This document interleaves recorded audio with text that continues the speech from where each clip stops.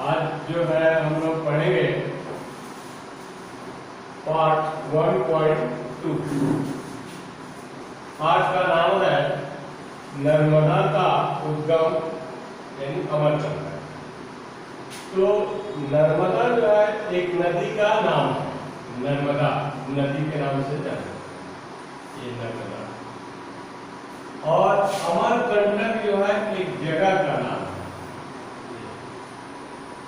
यानी ये अमरकंटक हमारे मध्य प्रदेश के अनूपपुर जिले में पड़ता है। ये जगह अमरकंटक, इसी अमरकंटक स्थान पर नर्मदा जी का उद्गम यानी वहीं से नर्मदा जी निकली है।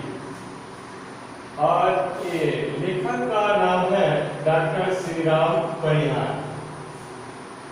और कुछ शब्दार्थ भी है, जैसे प्रपात मतलब झरना होता है, रथधाम मतलब लाल कर्ण वाली, और आम तरफ आना जाना, रोमिंग मने रोएदार, और निसर्ग मतलब होता है प्रकृति। तो आज हम लोग विस्तृत रूप से आज जानकारी ये प्राप्त करेंगे कि नर्मदा जी का उद्गम जो है वो अमरकंटक स्थान से हुई है, और इनका उद्गम कैसे हुआ, इनके पीछे क्या क्या कहानियां हैं, प्रकृति का क्या योगदान है, वहाँ कौन कौन से ऋषि मुनियों ने अपना आश्रम भी बनाया है, ये सब के बारे में हम लोग आज जानकारी लेंगे। तो नर्मदा जी का उद्गम जो स्थान है अमरकंटक, ये आपको जो है अनूपपुर जिला, एक अनूपपुर स्टेशन है, वहाँ से लोग पेंड्रा रोड जाते हैं, और पेंड्रा रोड से अमरकंटक जाने के लिए बहुत ही पहाड़ी और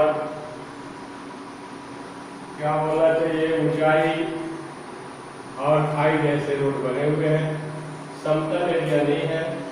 अब मान लीजिए कि हम लोग चिरमिरी वाले के लिए अमरकंटक जाना हो तो ये छत्तीसगढ़ का भी बॉर्डर, यानी हम लोग अपने चिरमिरी से भी लोग पेंड्रा रोड चले जाते हैं और वहाँ से अमरकंटक जा करके नर्मदा जी का दर्शन कर करके आते हैं। तो कहा जाता है कि नर्मदा जी का जो उद्गम है वो शंकर के यानी शिव के कंठ से हुआ है। शिव के कंठ से नर्मदा जी का उद्गम हुआ है, और वहीं से शिव कंठ से निकलकर एक छोटा सा कुंड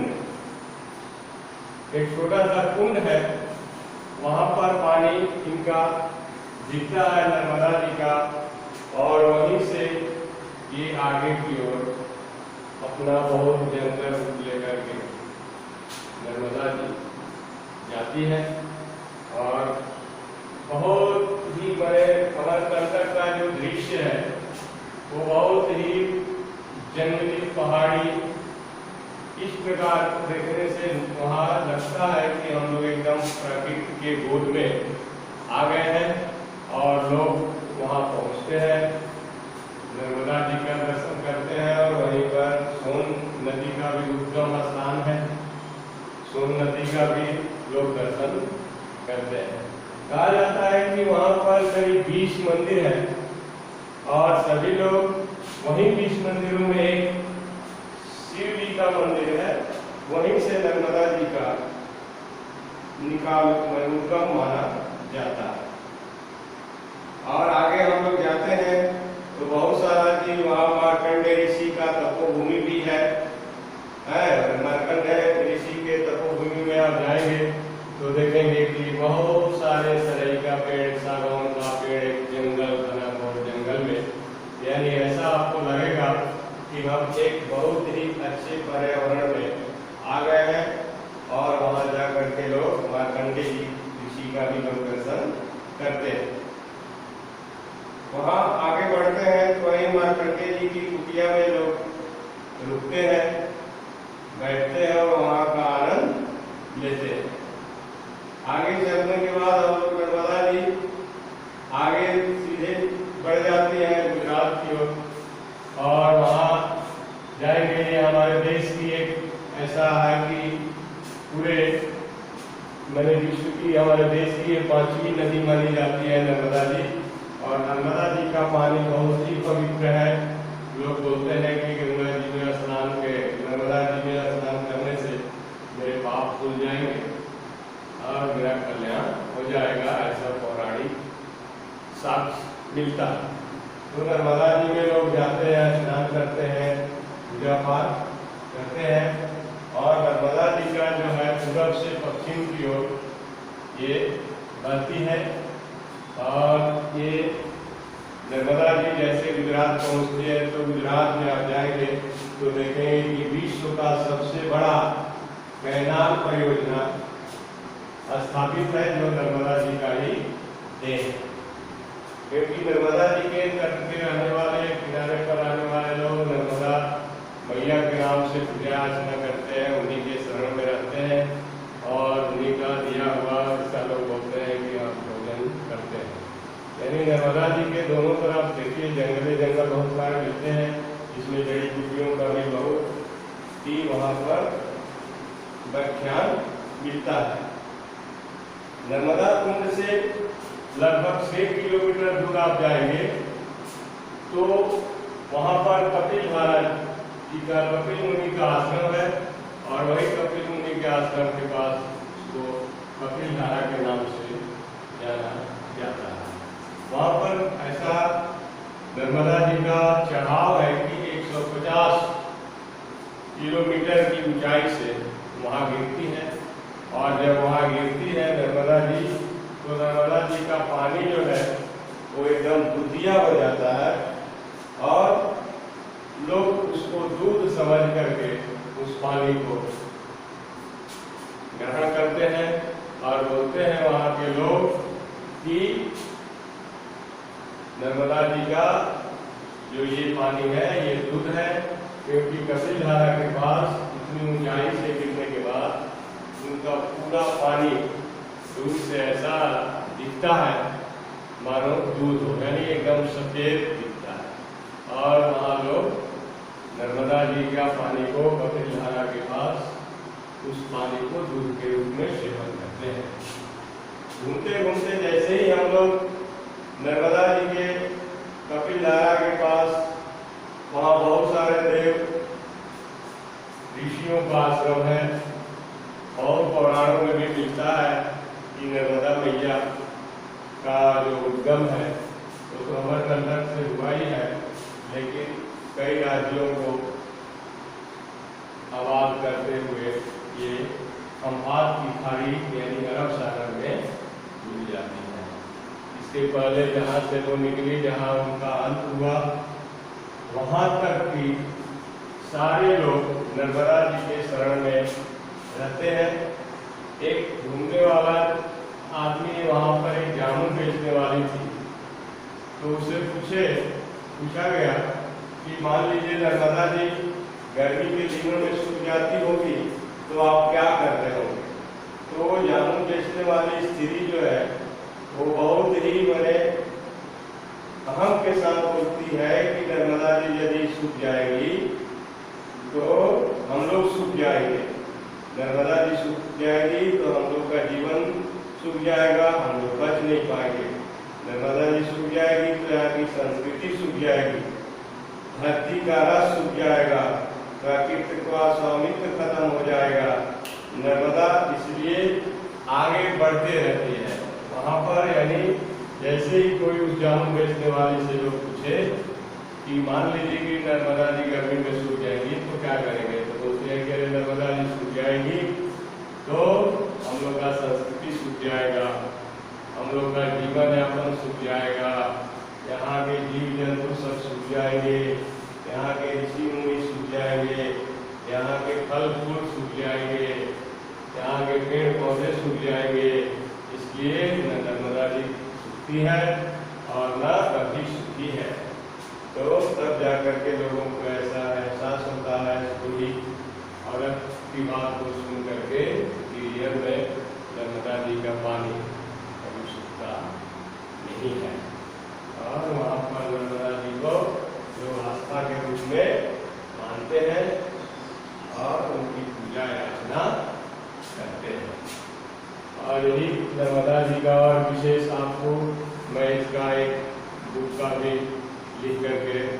भेज दूंगा, ताकि आपके पास तो बुक उपलब्ध नहीं है, उसको आप थोड़ा पढ़ेंगे, पढ़ने के बाद आप समझेंगे। इसके बाद हम आपको थोड़ा सा कविता का तो प्रश्न व्याख्या बता दिया हूँ, लेकिन थोड़ा सा मैं आपको गद्य का, ये होता है गद्य। अभी तक हम लोग पद का जो है प्रश्न व्याख्या पढ़े थे, लेकिन कभी कभी गद्य के प्रश्न व्याख्या में आप जो है आपको गद्य का प्रश्न व्याख्या करने में दिक्कतें आती होगी। तो जैसे हम लोग पद का सब प्रश्न व्याख्या करते हैं, सेम वही प्रक्रिया गद्य का भी होता है।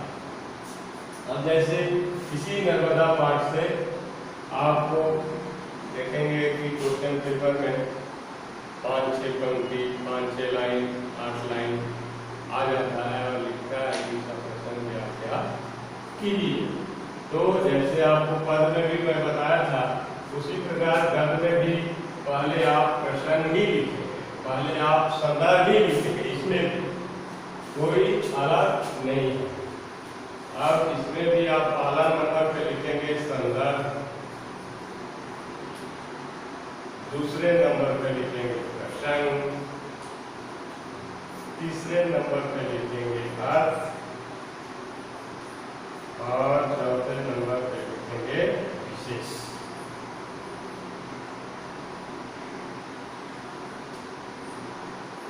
अब देखिए, अब क्या होता है, कभी कभी आप लोग गड़बड़ क्या करते हैं कि आपको कवि और लेखक में आप कंफ्यूज हो जाते हैं।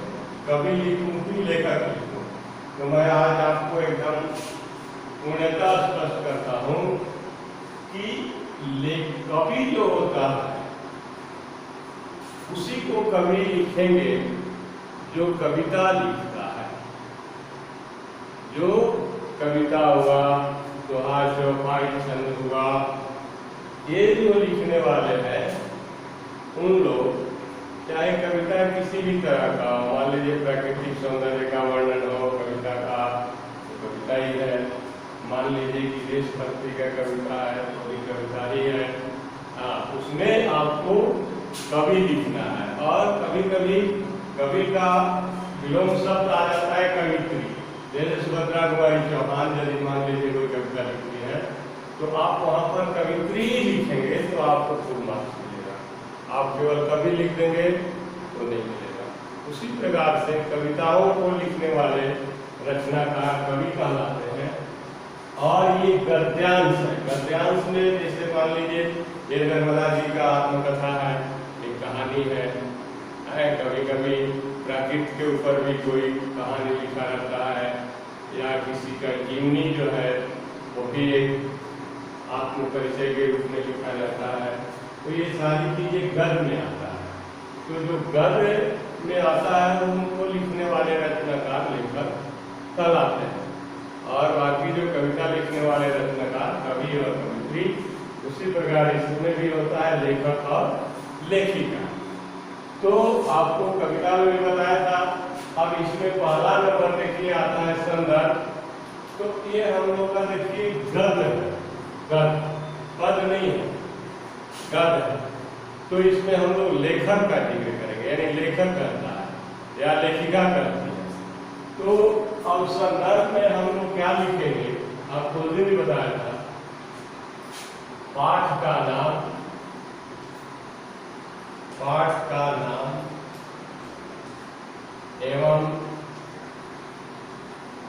लेखक का नाम,